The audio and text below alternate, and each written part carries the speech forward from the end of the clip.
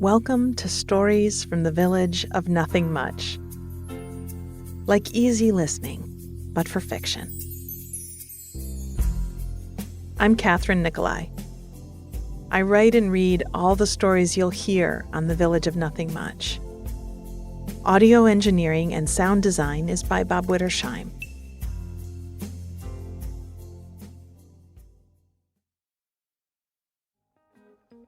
In our show notes, you'll find links to our ad-free premium version, our other shows, our merch, and our new weighted pillows, designed to provide deep pressure stimulation, which helps to shift your nervous system from fight or flight to rest and digest. I have mine with me on my lap right now as I record. It's so soothing, and they make a great gift. The link is in our notes. Need a place to relax? Someplace to put your mind that feels safe and caring and pleasant? I'm your huckleberry. I needed it too, and so I started writing stories that leaned into small, soft moments. I thought I was doing something pretty niche, but 150 million downloads later, I guess not. I guess a lot of us could use a little escape and reset most days. So take me with you on a walk, or settle into your favorite chair and tuck in with a blanket, or just wherever you are right now. Let your shoulders relax, your jaw soften, and your breath deepen. And if you stick around after the stories, I'll share some behind-the-scenes information, aka village hot goss. Let's take a deep breath in through the nose. And sigh. One more time, inhale. And exhale. Good.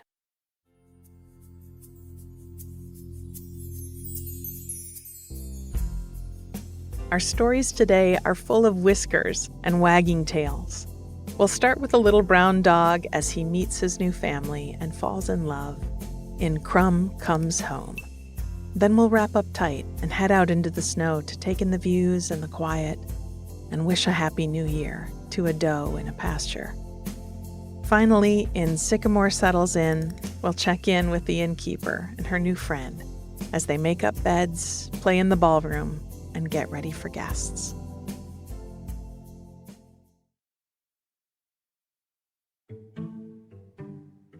Crumb Comes Home. It had been about 6 months since Crumb had come home, and when he had, he'd come to stay. He was a little brown dog with spiky, wiry hair and a lot of energy. I wasn't sure what to expect when I'd driven home with him that day last fall. I tucked him into his car seat beside me and piled some supplies into the footwell. A big bag of kibble, a new leash and collar, his own food dishes, a sweater, and a new bed. He'd watched me load it all into the car, just thumping his tail against the seatbelt. And to the degree that a dog with a prominent snaggletooth and a funny mustache can, he smiled. He didn't seem to be anxious at all to be going somewhere with a stranger. Instead, he was excited and happy. He'd been waiting for me, and finally, I'd shown up. I kept one hand on his back as we drove back to the house. He turned his head now and then to lick my wrist. We passed the park, and I promised him we'd go there for a walk soon. When we pulled into the driveway, I unclipped him from his seat and scooted him over onto my lap. "Now, Crumb," I said in a low voice, "when we go in, I'll introduce you to Marmalade." He looked up at me, his mouth falling open a bit and panting excitedly. "She was here first, and she's the queen of the castle, okay?" He closed his mouth and tilted his head to one side. I know, but that's how it is. Okay, you and I, we are just her subjects. Got it? He spotted a falling leaf outside the window and jumped onto the console beside me. We'll talk more later, I laughed as I scooped him up and carried him into the house. Marmalade, my orange kitty, now nearly 2 years old, and apparently, having heard my car in the drive, was sitting on the third step in the hall. Her eyes got big when she saw Crumb in my arms, and she looked at me with shock. I carried him over and sat down on the step beside her with him in my lap. "We talked about it," I reminded her. "You agreed I should bring him home." She looked like she had no such memory and slowly stretched out her nose toward him. He had been busy looking around the room, struggling to get out of my arms to explore, when he first noticed her. And it was, well, I don't know how else to say it. For him, at least, it was love at first sight.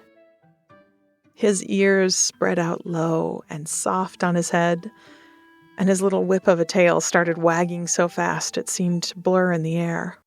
He dipped down into what might have been a play bow, but didn't try to jump or joke. Just bowed down to her. Her face relaxed out of its previous shock, and she closed her eyes as she lifted a paw to her mouth and began to bathe. "No big deal," she seemed to say. "I have this effect on people."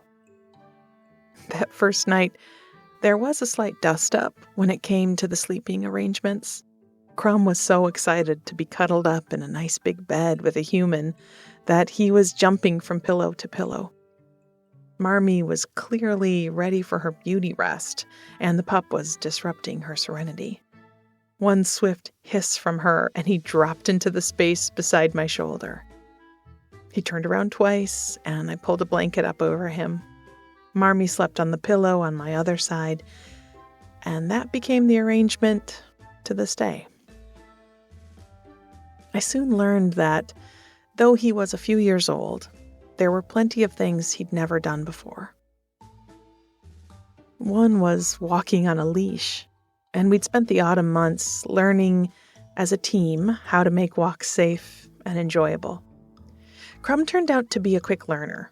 He was a smart pup and eager to please, so once he figured out that Mom had treats in her pocket and that at least occasionally listening to her earned him some, he'd gotten the hang of a lot of things. He learned to ask to go out with a few yips at the back door, and he could sit and lay down and come when I called him. He still ran from the bath, and twice I'd caught him breaking into the pantry to tear into a bag of treats. But even when he was a bad dog, he was a good boy. Marmalade had taught him to jump when the toast popped out of the toaster in the morning, and sometimes he even barked in excitement when it happened. In the winter, I'd put both their beds by the fire, and poor Crumb just wanted to lay in Marmalades with her. For a while, she'd stalk out whenever he attempted a cuddle, but one especially cold day, when an icy wind was pushing through the tiny cracks in our old windows and doors, she tiptoed over into his bed and stretched out beside him. They'd slept like that for a few hours, and when they woke, Marmee cleaned his face for him, purred while he wriggled beside her, and now that was how they napped most days. Sometimes when he chewed her cat toys or just got too riled up with puppy energy chasing a ball down the hall, she'd meow in agitation, but I reminded her that once she'd been out in the snow. Once she hadn't had a family or a home, and now that she did, she shouldn't begrudge Crumb his own. And in families, well, you have to have a little patience with one another. You have to give each other room to be individuals and make allowances for each other's differences. Then I would scoop her up into my arms and carry her to our chair by the window, and I'd pet and soothe her while Crumb ran circles through the living room. "He'll grow out of it," I whispered to her. At Christmas, they'd put up with our matching sweaters and shown off for friends at a party on the 24th. Marmee sat haughtily with a few people on the sofa while Crumb chased every thrown toy and begged for nibbles from the buffet. It was silly, maybe, but I kept thinking about how it was Crumb's first Christmas. I was excited for him when we woke up the next day, and I gave him a box of fresh-baked treats and a new ball. Marmee had been gifted one of my good scarves that I'd been trying to keep her from laying on. I'd given up plucking her ginger hairs off of it, and instead laid it on her bed with a sprinkling of catnip. I'd spent the morning sipping my coffee, watching them enjoy themselves. That's family too, taking joy in theirs.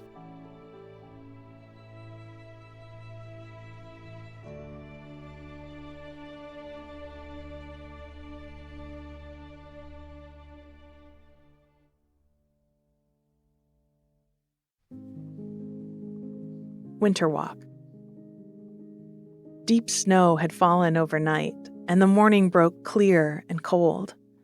I'd lingered at the kitchen table with an extra cup of coffee as I watched the light shift and the sun come up.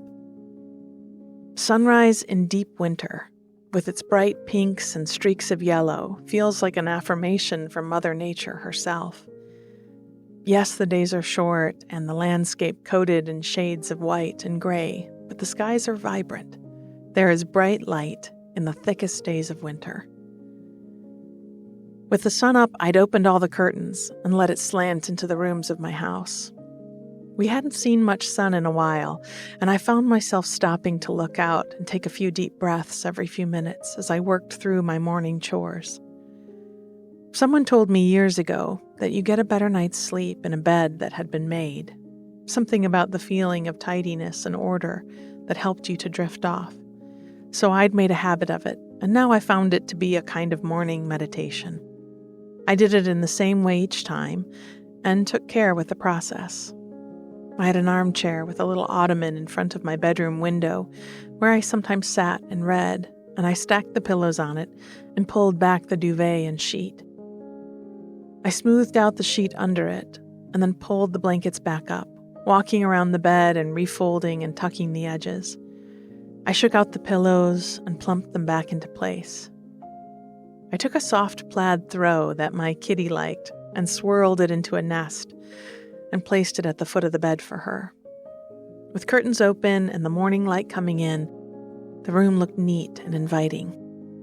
I had a day to enjoy, but I was already looking forward to going to bed tonight.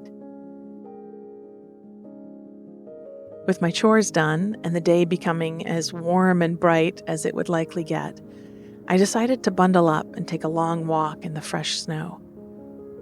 I layered on sweater and coat, thick socks and boots, hat and scarf and gloves, and closed the back door behind me, and stood looking out at the unbroken drifts of snow. The cold air opened my eyes wide, and I looked up at the peaks of old evergreens and the bare branches of maple stacked with a foot of snow. Winter walks are slow walks. You make your way carefully and a bit ploddingly, but it gives you time for lots of thinking and looking and noticing. Past the edge of the yard, I stepped onto a well-worn path and into thickening woods. I had a few acres, and this portion of my land backed up to more woods that were public lands, so I could walk for a long time and not run out of trees and wilderness. I remembered the winter walks I took with my family as a child.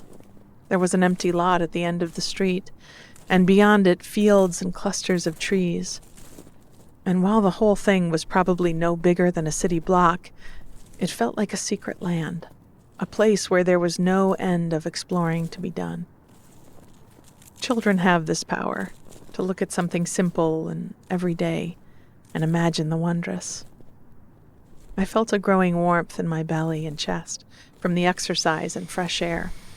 I took deep breaths of it and let it fill my lungs. The familiar paths looked new in the thick snow, and I took a few turns, intentionally leading myself away from my usual route, knowing I could follow my boot prints back if I got turned around.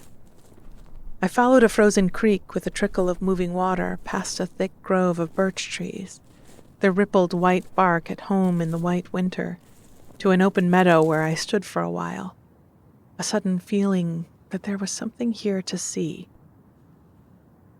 She stepped out slowly from the trees across the field, a doe, tall and elegant. I guessed she'd seen me long before I was aware of her, but she'd trusted and let me see her anyways. I was caught by her beauty and stood still and maybe forgot to breathe for a moment. Then I called out, low and calm, "Nice day for a walk." And she wagged her white tail and bent her head to nose through the snow for a bit of winter browse. I supposed she was as glad to see the sun as I had been this morning, and reminded myself that the earth is what we all have in common. I left her to her meal and followed my tracks back through the woods and eventually into my own garden. The long walk had made me hungry, and I was already thinking my way through my fridge and pantry and mentally setting the table. I kicked the snow from my boots and stood in the back hall, reversing the process that had started this morning's adventure. I went to my room to change snowy layers for fresh, warm ones and found Kitty curled into a spot on the bed. She turned her chin up in an impossible angle, wriggled lazily on her spine, and let out a soft meow. I curled up around her and told her about the deer I'd seen in the open field. I told her she was probably back in her den by now, nestled down with her friends, and Kitty purred.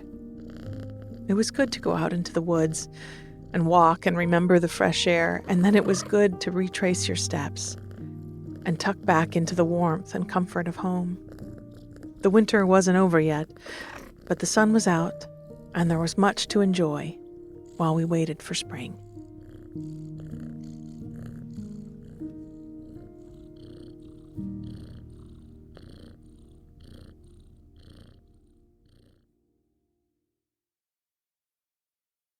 Sycamore settles in.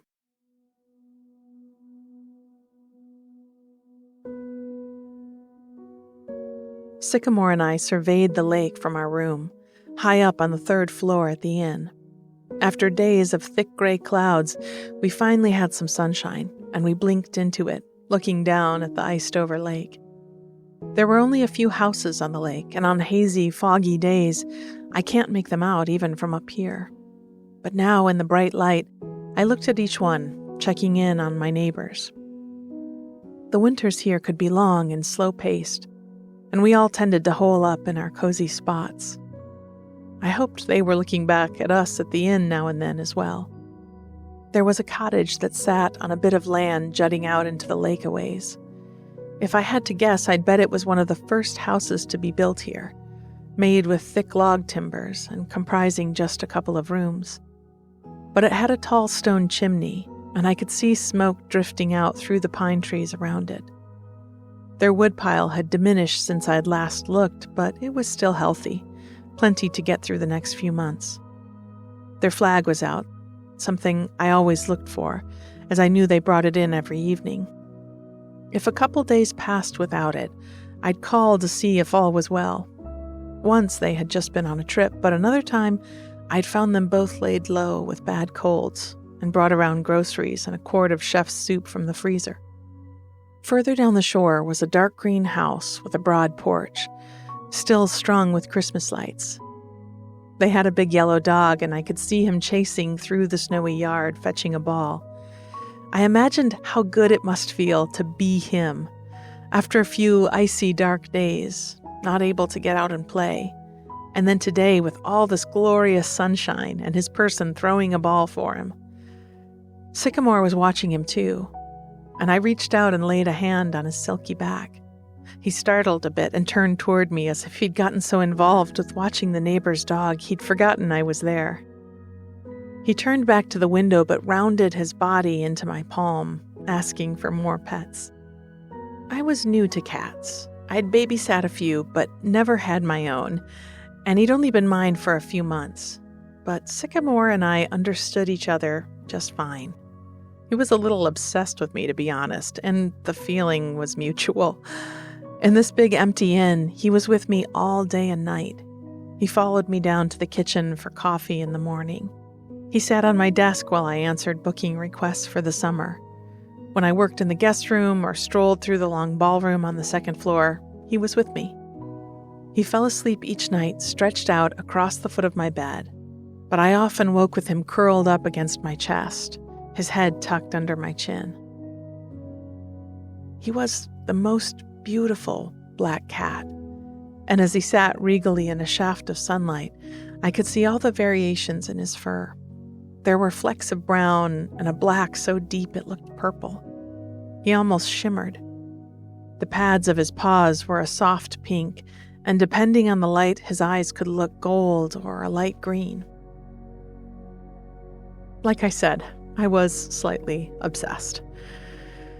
I scooped him up and he flopped onto his back like a baby. Wherever he had been before he came to me, he felt completely safe now.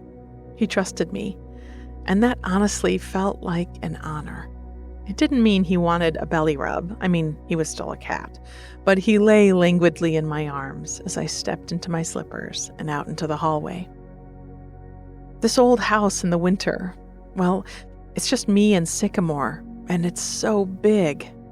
It can be a bit echoey, and while I'd never thought of it as lonely, I suddenly couldn't imagine it without my cat. We often toured the whole house once a day. It was a good way to stay ahead of leaks in the roof, to remind myself of any chores that still needed doing before the spring. And with 4 floors and dozens of rooms, it was good exercise. When Cy realized it was tour time, he jumped down from my arms. He liked to make a personal inspection of the halls and rooms we went through, and while he never strayed too far from me, he would stop here and there to sniff at a closet door or paw at the edge of the curtain.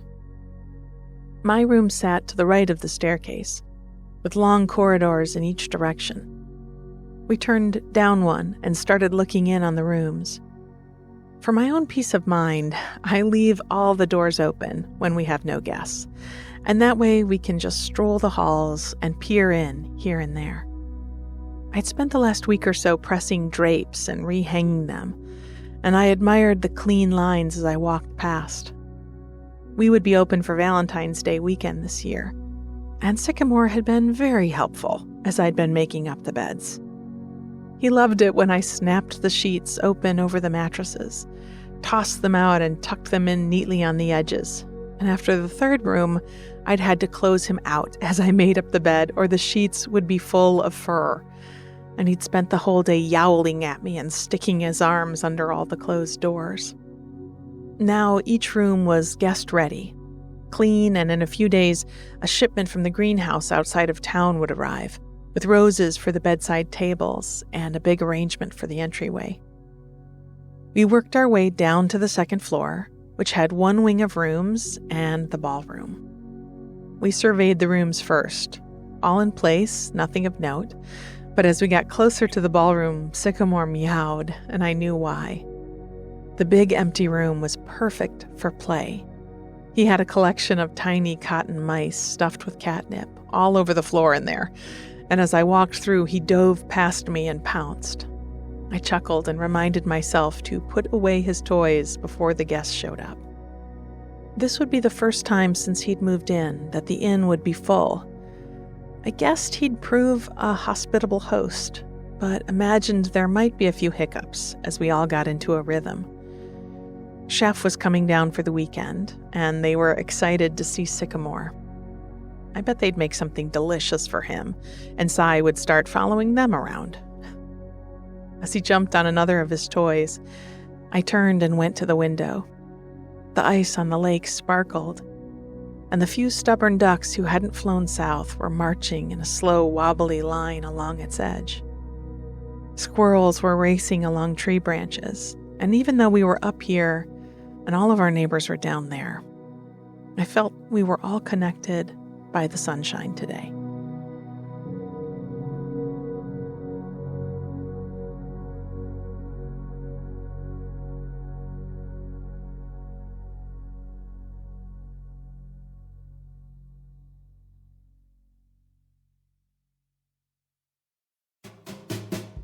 Animal episodes are some of my most favorite, so I'm glad we're visiting with the kitties, the dogs, and the deer of the village today.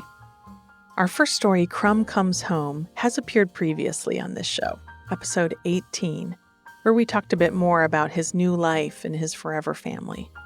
But it was originally a January story, and it was, I think obviously, the inspiration also for the last story we heard. Sycamore settles in, Crumb comes home. I like repetition and alliteration. You caught me. Anyway, I love Crumb's energy. He's such fun, and he's so unabashedly in love with his life and his family, and that's a good way to be.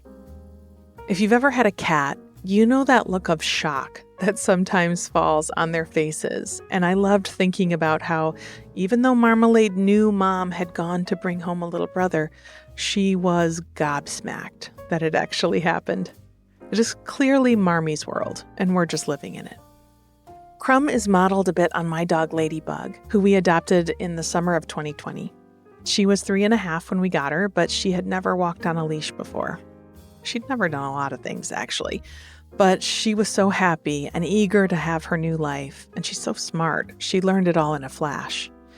She is the kind of smart that knows the different names of toys. She knows a lot of words, and she has a very good memory. She is a Chihuahua with silky sleek, chocolate brown fur and tan dots on her eyebrows. She asked me to remind folks that Chihuahuas have the largest brain-to-body ratio of all dogs, so they do tend to be very brainy. And she's also very loving, and when I wake in the morning, the very first thing I do is reach for her. She loves cuddles in the morning, and I feel so lucky to start my day that way with her. There is a line in this story about families needing to be patient with each other, and it comes from a talk one of my teachers gave while I was on a 10-day meditation sit that I still think about a lot. The teacher pointed out how often in a family or in any kind of relationship, we tend to see things only from our own vantage points, assuming that what we want must be what everyone wants, and the things that we wish to avoid must be what everyone wishes to avoid. And it's been really helpful to me over the years when I can't understand the behavior of another, to remember that I am not seeing it the way they are, and they are not seeing it the way I am, and to take all of it less personally. Our second story today, Winter Walk, is from way back in season 3 and is what I think of as a classic Nothing Much Happens tale. Some coziness at home, a bit of fresh air, and a return to where we started. While I agree that making your bed every day is a great habit, I'm not personally a subscriber there, just too lazy. But I do take a lot of walks.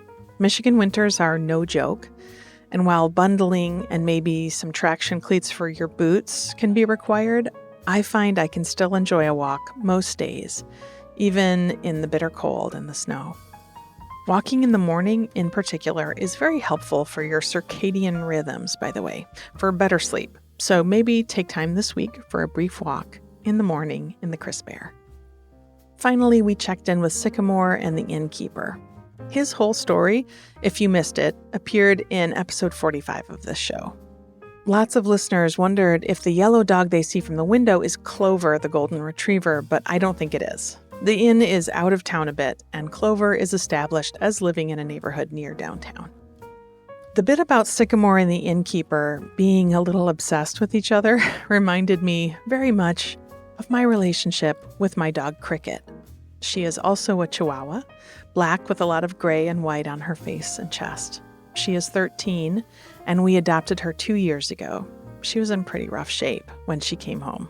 She was on death's door, really, and thankfully we could get her the care she needed and continues to need. She has congestive heart failure and pulmonary hypertension, which are not uncommon for her age and breed. I have never known a dog to hold such intense, meaningful eye contact with me before. She stares right into my soul, and from the beginning, she has been obsessed with me and me with her. She is with me right now, laying on her bed beside the booth. Whereas Ladybug enjoys a cuddle and then wants to have a nap, Cricket will beg for pets, for as long as you are willing to give them. I think she came to us with such a very empty cup that it takes a lot to fill it. And this is my little advertisement, my little push to you to think of the scraggly old rescue dogs and cats that are out there. They are so wonderful. They need you so deeply, and they give you back so much. We have 3, and I'm sure we'll have lots more as the years go by. I bet there's someone in your local shelter right now who would love to stare creepily and unblinkingly into your eyes and snort at you at 3 a.m, just like Cricket does for me. Bliss.